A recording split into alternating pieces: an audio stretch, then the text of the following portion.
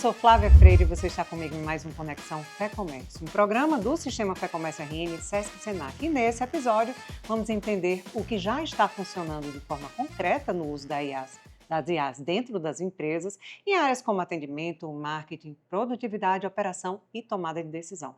E para tratar desse tema, tenho aqui comigo Gil Giardelli, professor, futurista, autor e palestrante internacional com ampla atuação em inteligência artificial, inovação radical e estudos sobre o futuro. Seja bem-vindo, Gil. Muito Que obrigado, honra estar aqui Flávia, novamente aqui em Natal e junto com o Sistema Fé Comércio, Sempre né? maravilhoso vir para cá, sempre ensolarado a nossa capital.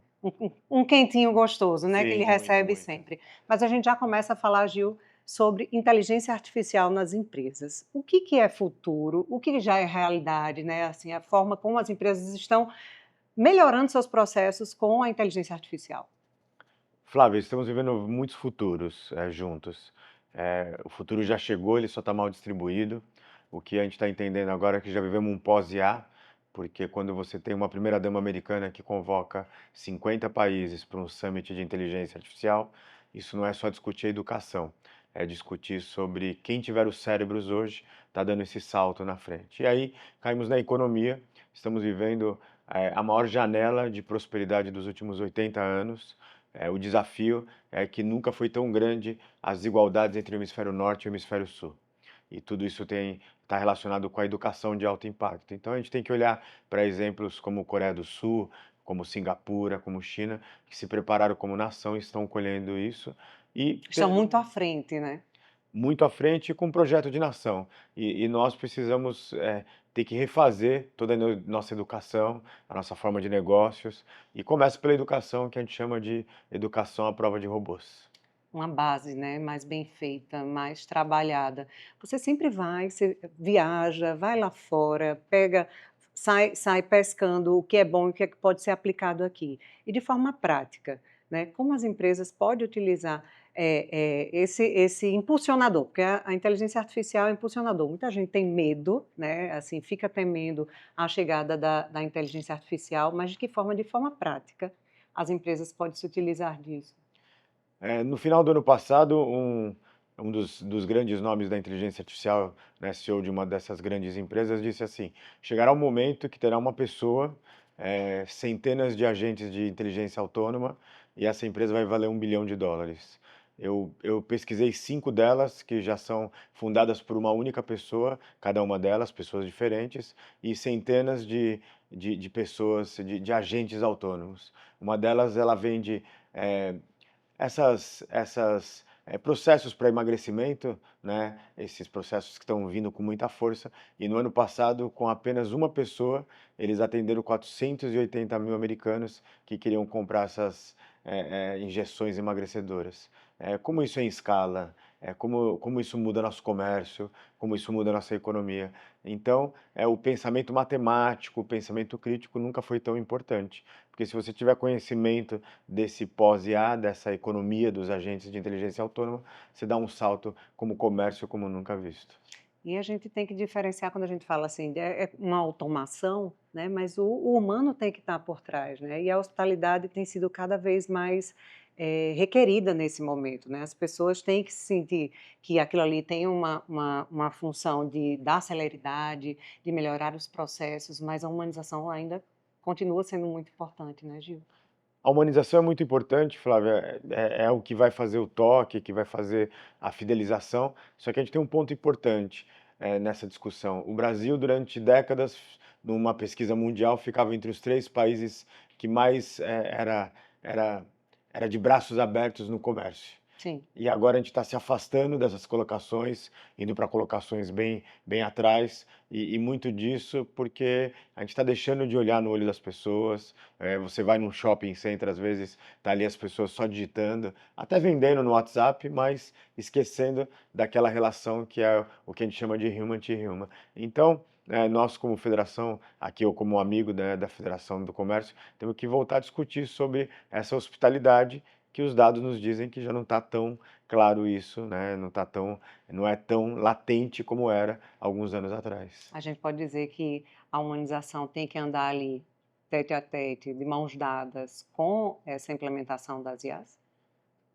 Eu acho que ali depois de 2020, 2021, começou a se fazer muito negócio pelo WhatsApp, só que você está esquecendo daquele que te separou a coisa mais importante, que é o tempo dela, e resolveu ir na sua loja, resolveu ir no seu É uma estabelecimento. experiência, né? Exatamente. Quem estiver vendendo produto ou serviço está tendo muita dificuldade, isso é uma coisa de décadas. Quem está vendendo experiências e espetáculos realmente está dando saltos. E aí, como que no meu negócio, a pergunta que o empresário tem que fazer, a empresária, eu consigo dar um espetáculo? E o espetáculo é algo como o simples fato de ligar para os principais clientes num feliz aniversário. Pois é, uma inovação que a gente costuma associar a inovação à tecnologia, né? Mas inovação pode ser exatamente isso. Um telefonema nos dias de hoje, que inclusive é prova de amor, né? Um telefonema, por exemplo, em dia de aniversário. Então, isso pode também fazer a diferença nos negócios, né, Gil? Em tempos de inovação radical, a gente volta sempre para a base. E ali a inovação e a ética têm que estar caminhando juntos, e eu acho que esse é o novo caminho das conexões, das experiências, espetáculos. Exemplos de um restaurante que eu fui lá fora, que ele colocou o chefe de cozinha como um avatar no meio das mesas. E aquilo cria desperto lúdico, desperto por que você está saindo de casa. Então acho que chegou a hora da gente voltar a brincar mais, fazer negócios sérios, mas que tenha esse mundo lúdico que ele está ficando muito sério, né? Você já falou aí com relação à base, que é a educação, que, né, a gente está anos-luz atrás dos grandes centros. Falou agora também com relação à jornada. De que forma a empresa, de fato, assim, qual é o erro mais comum das empresas quando ela resolve implementar a IA? Você já falou aí a respeito da educação, também da capacitação com relação a isso. Qual é o erro mais comum dessas empresas? Foi o mesmo erro quando nós começamos com o e-commerce. Eu estava lá também, e Quando aí, tudo era mato, como diz na internet. exatamente, o e-commerce era assim, temos que entrar de qualquer jeito, gastaram-se caminhões de dinheiros, pouca eficiência naquele momento, e o fato era, não era tecnologia, não era apenas comprar ferramentas, era uma mudança de como faz a gestão da empresa, como que nós somos, né, uma empresa que entendeu essa EA Economy, que é essa economia da inteligência artificial. Então, antes de gastar com ferramentas, o estudar. E o estudar, muito mais do que tecnológico, ele é até um estudo social e filosófico. Por que que as pessoas estão procurando tudo isso? Por que que faz elas se conectarem? Por que que a IA ficou uma coisa tão popular e para onde se olha está se falando sobre isso? Virou discussão em pontos de ônibus, em jantares das famílias. Então tem uma discussão que é anterior, e aí novamente voltamos para a educação. Voltas para a educação. E aí, quando a gente questiona, por exemplo, se uma IA ela faz um serviço para determinada empresa, ela não necessariamente vai me entregar aquele mesmo resultado. E aí passa também por se autoconhecer, saber o que de fato quer e para onde quer chegar. É que a rapidez é tão grande que o que deu certo para um concorrente há 6 meses atrás, não necessariamente vai dar certo para a mesma empresa do mesmo segmento 6 meses depois. E ali as pessoas estão replicando receitas que já não cabem mais. Então, essa mudança de mundo, essa mudança de pensamento social, filosófico, por isso que tem muitos profissionais de tecnologia voltando para essas profissões também humanistas.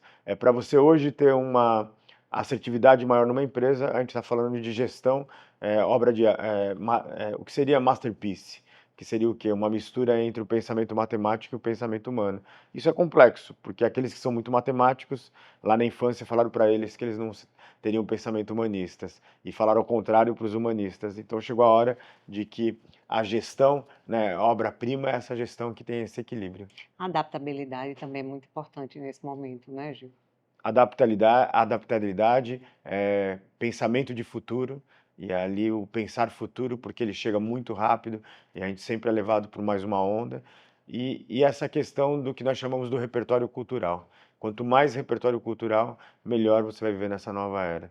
Então, se você é uma empresa que vende cadeiras, se você entender sobre a história das cadeiras desde o Império Romano, do Renascimento na Itália ou de Luís XV, isso vai te fazer uma grande diferença. É conteúdo, né?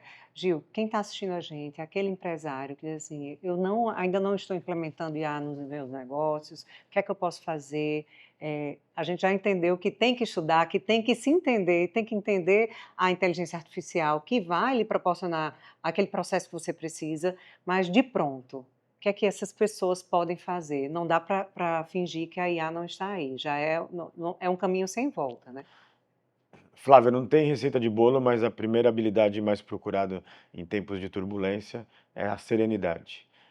Não se sinta, tenha o senso de urgência, mas a serenidade é importante para tomar decisões que são, que são realmente racionais, porque é tanta novidade, cada dia tem algo novo, numa manchete de um jornal, que as pessoas estão falando, puxa, preciso entrar. Então, quando entrar, entre com serenidade. E a outra qualidade é experimentar. Vai ser empírico, fazer acertar, fazer novamente. Então, se dê o direito de experimentar. Qual é a grande complexidade disso? A partir dos 35 anos, a nossa parte frontal do cérebro, que é a parte que cuida da mudança e da inovação, ele tende a se fechar. E com isso, as pessoas começam a falar assim: puxa, o mundo é assim, sempre será, faço isso há 30 anos, para que eu vou mudar? Então a gente tem aí um exercício pessoal de não deixar a nossa parte frontal do cérebro se fechar para mudança, porque Uma mudança de mentalidade que tem se falado muito, né, nessa mudança de mentalidade e as dificuldades que ela traz porque também. o mundo sempre mudou, mas nunca com a velocidade que está mudando agora. Então, isso mexe com bases que dei aula para um CEO, né, num pós-MBA, ele disse, você está me dizendo que eu estudei a vida inteira para ser CEO dessa grande empresa e agora mudou tudo? Mudou absolutamente tudo. Mas qual é a boa notícia? Mudou para todo mundo. Então, quem tiver adaptabilidade, que foi a palavra do início dessa pergunta, é que vai realmente... E voltamos ali em Darwin, enfim, a história sempre se repete. E uma pergunta com relação a isso, essas dificuldades, elas se apresentam ainda mais pelo fato de hoje, pela primeira vez, 6 gerações estarem convivendo, trabalhando juntas? Muito mais do que as gerações, eu acho que é um choque que o mundo está tendo. Tudo aquilo que foi combinado pós a Segunda Guerra Mundial, Bretton Woods, né, os modelos econômicos, nós dizemos agora que o mais difícil não é aprender coisas novas, é desaprender modelos que não levam mais para a próxima fase.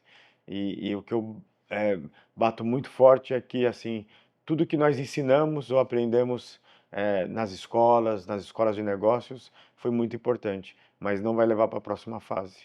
Vejam só que, né, temos um mundo agora com uma China liderando, e então os velhos conceitos, eles são muito importantes e a gente tem que enobrecer eles, mas não vai... as regras antigas de negócio, de administração, foram completamente, estão sendo completamente substituídas. Aí, você busca muito conhecimento sempre, Gil está sempre viajando, está sempre participando de feira, de eventos como o que ele está participando hoje aqui. Gil está conosco em virtude do Innovation Day, né? Ele já fez uma palestra para a turma aí de 1.500 empresários potiguares. Gil, qual a importância de estar num evento como esse, né, de reunir o PIB Potiguar aqui nesse teatro, para tratar de inovação, para tratar de possibilidades para a melhoria dos negócios? É o papel mais importante hoje de uma sociedade. Se antes a gente calculava né, o PIB de um país, ele era muito baseado em dados financeiros. Eles continuam valendo, mas um dos grandes diferenciais dos países que estão dando certo é exatamente a palavra que você falou, o PIB intelectual. Então, né, tanto aqui nesse evento para empresários, como o trabalho do SESC, o trabalho do SENAC, da educação de alto impacto, é hoje a parte mais importante. Durante algumas 2 décadas, a gente deixou um pouco a qualidade da educação no mundo inteiro cair. E agora chegou o momento que o diferencial vai estar nos cérebros e no PIB intelectual das pessoas. E quem pôde estar hoje no Innovation Day, o que é que viu de Gil Giardelli? Viu o Physical AI, que é quando a inteligência artificial ganha corpo. Falamos sobre liderança quântica, que é algo que está sendo estudado. Acabei de voltar de Stanford para estudar sobre isso, para conversar com pessoas empresas dali que estão pensando nesse novo mundo. E, como eu sempre digo, vimos um mundo de um otimista racional baseado em dados. Estamos curando quase todas as antigas doenças. Quando eu falo nós, é a sociedade Sim. científica. Estamos resolvendo as questões de falta de energia, estamos barateando cada dia mais através de de novas formas de agricultura as comidas, estamos em fronteiras para outros mundos, estamos em fronteiras científicas dentro da computação quântica, que parece que a gente não conhecia nada sobre o universo. Então, como otimista racional, será um mundo fantástico. Quem tiver aí, se segure na cadeira. Serão tempos de turbulência, mas o que a gente está construindo será fabuloso nas próximas décadas. Como todo o tempo que tem uma turbulência, quando sobe, eleva, né, como se fosse uma mola ali para impulsionar e para crescer, né, Gil?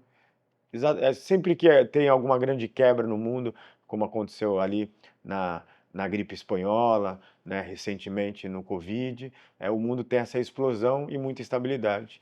Então, eu tenho certeza, como diz um grande amigo, as guerras que estão acontecendo, algumas coisas que nos deixam extremamente preocupados, é um velho mundo despencando. É mais uma adaptabilidade, né? A gente volta novamente à parte da adaptabilidade, mas eu queria agradecer, Gil, por você estar aqui conosco. Muito obrigada. Parabéns por mais uma participação incrível aqui no evento do Sistema Fé Comércio, e Natal está sempre aqui de braços abertos para recebê-lo. Voltarei sempre. Obrigado, uma honra. E se você quer acompanhar mais conversas como esta, siga o Conexão Fé Comércio no Spotify, na Jovem Pan News Natal e no YouTube da Fé Comércio RN. Eu espero você na próxima. Até lá.